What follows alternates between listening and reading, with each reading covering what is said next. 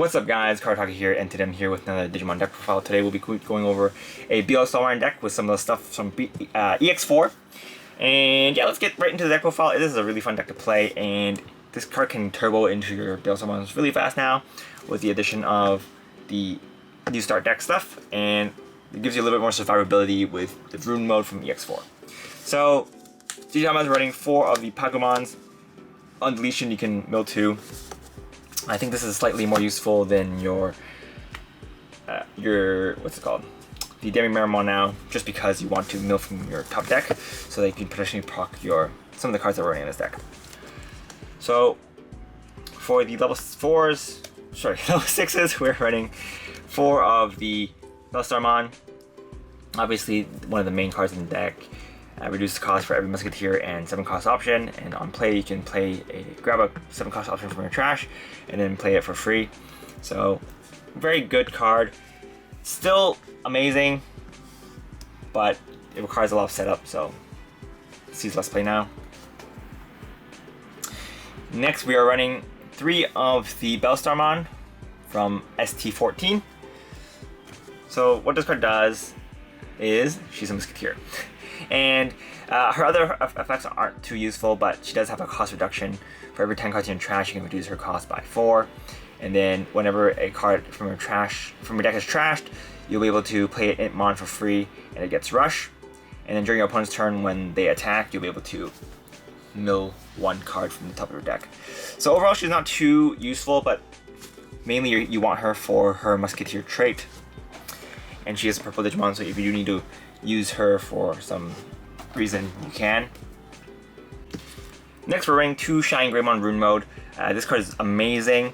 On evolution and on deletion, you can give your opponent minus 5k to all their Digimon, and this effect stacks, so if you evolve and delete him on the same turn, they'll have a minus 10k net around them for the whole of their turn, which really constricts what plays they can do, because this is a global skill.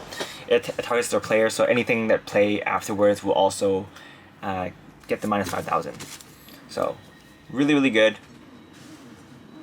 Just helps you stall for your milling, and it's yeah, this is not a win con, but he helps you recover as well. So it makes your security a little more beefy and potential for opponent to hit into more options. So overall, nice addition to the deck. Now we're running level 4s. We're not running level 5s in this deck. So for level 4s, we're running 4 Eismon Scatter Mode. Pretty self-explanatory. You want to draw and filter your cards, so running this. It is not a mill, which is unfortunate, but the choice to let you discard will help you out a bit by just helping you ditch your musketeers or your 7 cost options back into the trash, so you can play your BelleStarmon for cheaper later on. Next, we're running 1 of the new blocker from ST14. Mainly running this because it has an on-play skill, which is when on play you can mill the top 2 cards of your deck, which is actually pretty good, and it's only a 4 cost to hardcast. So if you brick, this card is still another option for you to help mill. And the blocker is nice. It'll stop some early game rushes to your security. Next, we're running 1 Kinkakumon Promote. So this is here for the rush. Very self-explanatory. Yeah, it's mainly just here for the rush. When you're doing your nail bone plays, you can in fact run any card with rush, and it'll do the same. Next, for the level 3s, we're running 4 Impmon from BT2. Those are the top 3 cards of your deck. Running 3 Impmon from EX2. This is here for your mills. If you mill this with one of your other mill cards, you can mill 3 more. So very important, but not much other use besides that. Next, we're running 3 of the Impmon from BT6. This will help you fetch your BelleStarmon back if you have too many of them in your trash. So pretty good. Also helps you discard some options that you don't need. So that is all the Digimon running in this deck. It's very light on Digimon, but most of the Digimon that you have in this deck will help you mill. So the idea is just to turbo out your cards into your trash, which a lot of our options will also help you with. Running running 3 Darkness Wave. 1 cost memory, it'll help you mill the top 3 cards of your deck. Second effect is not too useful since the only yellow card running is the Rune mode. But yeah, you can also grab another card back from your trash if you do have Rune mode on the field. Next, we're running 1 Call to Dark, helps you grab 2 Digimon cards back to your hand, 2 purple Digimon, which is the whole thing. And you can, you have to pop 1, but if you don't pop, if you have nothing on the board, you can still use this. So it's pretty good. It's also really good if you have either your Impmon or your Eismon Scatter Mode. They crash and they don't die. You can use this to pop them manually, and it will start your combo. So it's really good. Next, we're running 4 of the Mist Memory Boost. Another really good card. Those help too. And then grab 1. Draw 1. And it's this delay skill will help you with your plays later on. We're not running any memory setters here, so the delay effect is going to be pretty useful. For the options, next are all the 7 cost options. We're running 4 Bullets Fly. 4 of the new option from ST14. This one also has a great effect. When it gets milled, you can put this into your battle area. So this is a really good card because you can activate its delay effect, which is to grab a purple Digimon back to your hand. Digimon or Tamer, we're not running Tamer, so it doesn't matter. But yeah, it'll help you fetch for cards that you need. So it's really, really good.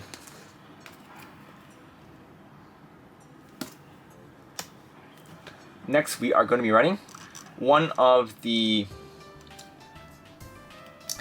7's Full Blasta from BT12. This is helps you just pop a Digimon with the lowest cost, or lowest level.